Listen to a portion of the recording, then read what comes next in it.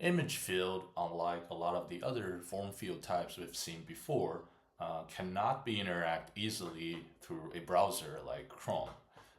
Instead, you need something more proprietary, namely the Adobe Acrobat Reader or Editor can both interact with the image field, and we will see that in a moment.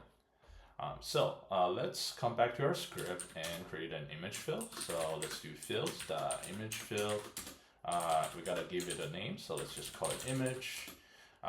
Let's also place it on the second page of our PDF, just like we did with our dropdown. So perhaps the page number is 2, and then we will be placing it somewhere towards the bottom. So 100, 100. So x equals 100, y equals 100 as well. And for its dimension, let's make it perhaps 300 points wide and 200 points tall. So width equals 300, height equals 200.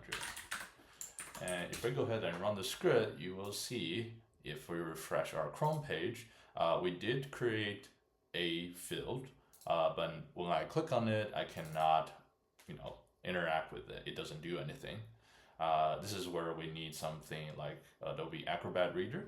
And if I open the same blank PDF and scroll to the second page and click on the image fill, it will have a pop-up that asks you to insert an image. So let's do this sample image, which is a Ubuntu desktop wallpaper, and we can insert an image into our image fill.